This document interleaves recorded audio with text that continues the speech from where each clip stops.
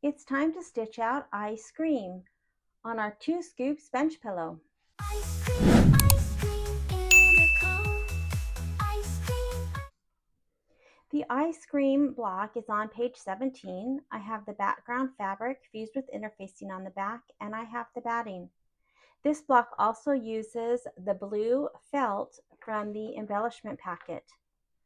So let's stitch out I Scream. I've just finished stitching out the cherry blocks, and I am going to show you with the next block, which is the I Scream block, why I do the stabilizer the way I do and keep it on either the roll or, in the case of muslin, on the strip. So I am going to open the files, and I'm going to bring in the quilting file for the I Scream block. That is using food 4 block by block, and I need the 4x6, and so I will drag and drop that into the hoop. I will go back to the embroidery files and find the I Scream block and drag and drop that into the hoop. So the first thing that I want to do over on this right hand side is remove the steps of the background quilting that I don't use. Again, this is totally optional. You can run all 5, even if you choose to use software and just combine the files. But I will leave the placement for the batting. I will select the tack down of the batting, hold my shift key down, select the next step, which is the placement for the background fabric, and I will hit delete and delete both of those steps. That leaves me with the placement of the batting, the tack down of the fabric, and then the quilting. Then it will start the actual block or the embroidery design.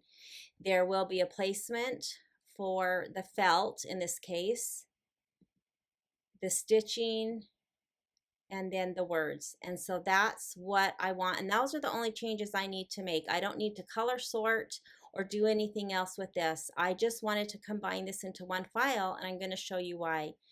So I do want to note that I am still in my 7x12 because that's the last hoop I used with the software. It always opens up to the same hoop size that you used the last time, and I want to keep that, but you can see that how much space I have.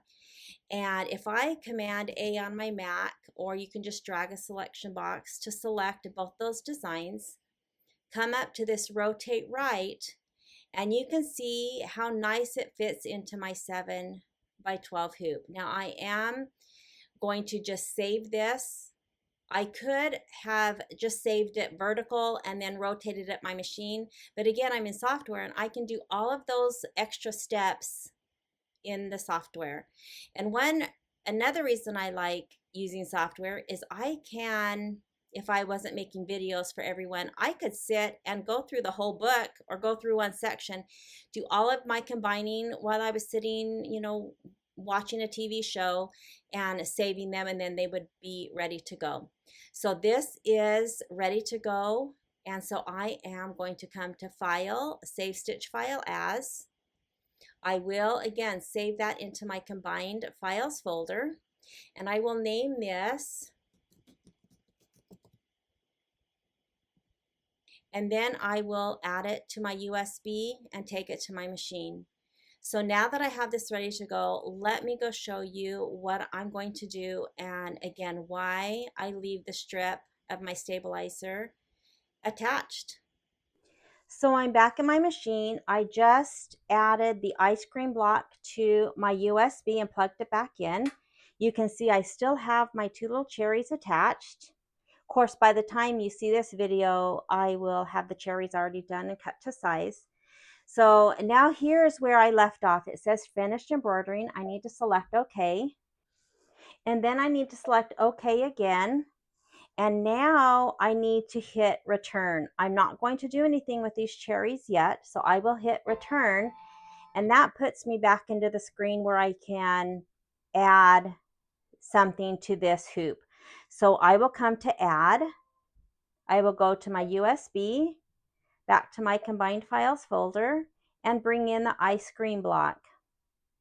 and hit set, and it's going to bring it in centered. And you can see I could bump it down a little bit, but I have the extra fabric on top, and so I'm going to just leave it where it's at, because I think that's a good amount of room.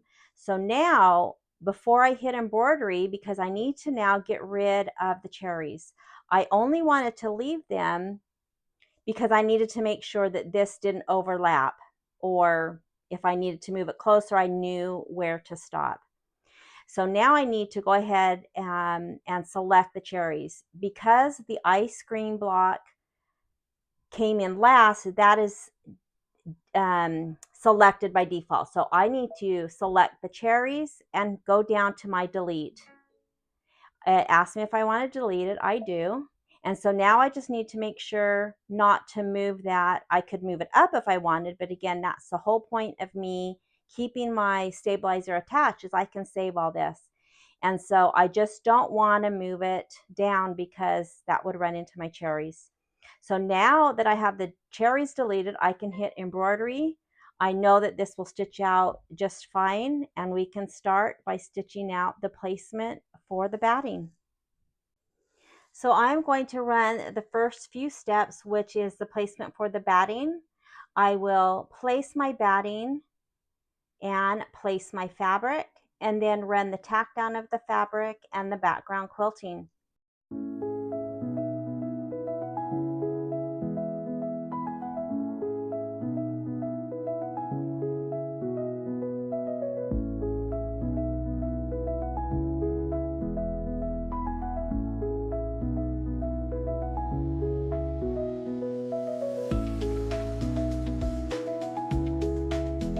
Now that the background quilting has been done, I am going to run the placement for our piece of felt. And this again is going to be a raw edge applique, which means after it's tacked down and has the detail stitching, this will not have any other satin or outline decorative stitching. This will be trimmed about 1/8 of an inch from the tack down. And the only thing after this little felt piece is the wording for the I Scream. And so because this won't have any other part of the design over the edges, I am not going to trim this until this block is out of the hoop. If at all possible, I like to do any of the raw edge applique trimming when the block is completely done. And in this case, I can.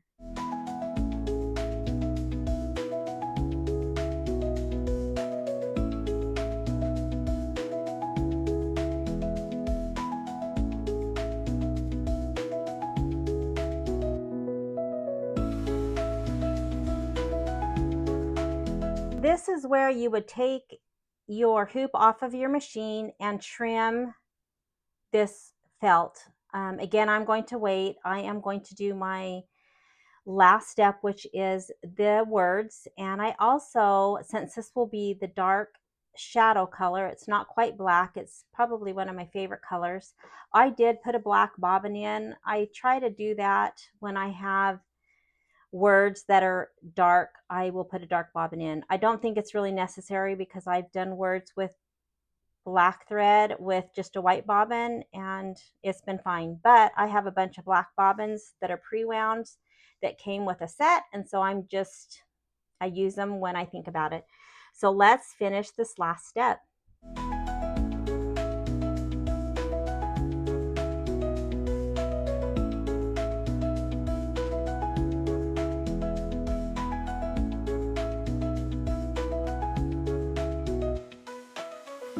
So I'm done with the ice cream block, and I want to note that there would still be enough room to do another block. Let's say I had another small block or blocks like the cherries. I could do potentially another block without even having to remove those two from my hoop. But I don't have any that I'm going to do that would fit this space, and so I will go ahead and just take my hoop out. But this is why, again, I keep my stabilizer attached, because now instead of just having this piece of stabilizer or muslin cut to right here, I would be wasting, I know that's not a lot and it seems very insignificant, and it's about I don't know, maybe 6 inches that I would, cut off and get rid of. Well, that adds up over time. And so because I like to put a block in the hoop the best way possible, instead of, again, I was able to move this sideways and move it down instead of having it go the long way, and it would have gone all the way up to here. And so that's why I do what I do. It doesn't, again, seem like that is really that much, but it adds up. And I can get multiple hoops worth of stabilizer from saving off of a couple of hoopings. So anyways, that's why I do this. So now when I unhoop this and cut, of course I'm going to cut, and this will still be attached to my strip. All right, so now that I have all of this done, I'm going to trim the raw edge, and we'll continue working on both these blocks.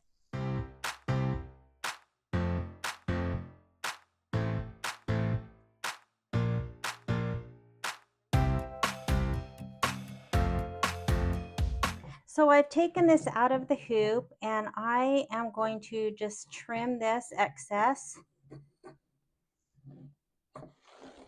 and set this aside.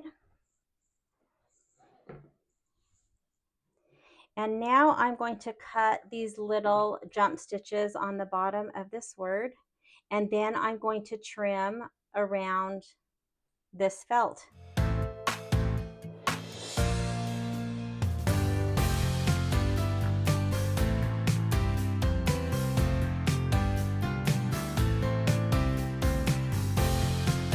So now that I've cut around it and my block is ready to be trimmed, this is quilting that does not go into the seam allowance, and you can see that nothing is traveling into this area. And so I am going to remove my basting stitches, and then I will fold my muslin back and trim right next to the batting, so that when I go to stitch this to the block beside it, there will not be any extra muslin in the seam allowance, and that just gives for a less bulky seam.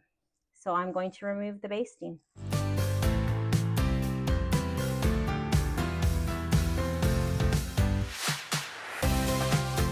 So now you can see that with the basting stitches removed, I can fold this back and cut right next to the batting.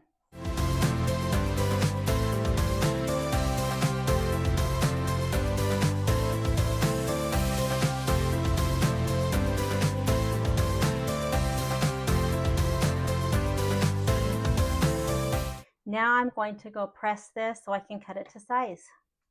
Now I'm ready to cut it to size with my orange pop ruler, and I do want to mention that if I did not have the orange pop rulers, I would not take my basting out yet. I would use the basting or the tack down of the fabric to help me cut my block to size so that it's even. And then once I cut that to size, then I would go ahead and remove the basting, and then it would be cut to size, so it would only be a 1/4 of an inch out. That then I would trim that little 1/4 of an inch out of the seam allowance. But because I have the orange pop rulers and I cut with these, I don't always need my basting. And so when I take my basting out, again, it's kind of hard to see from the front, so I will turn it over and I will center my pop ruler around the batting so that there is equal amounts. I don't really measure. I just eye it and kind of look to see that there is equal amounts around the ruler and that the batting is centered. And then I will trim.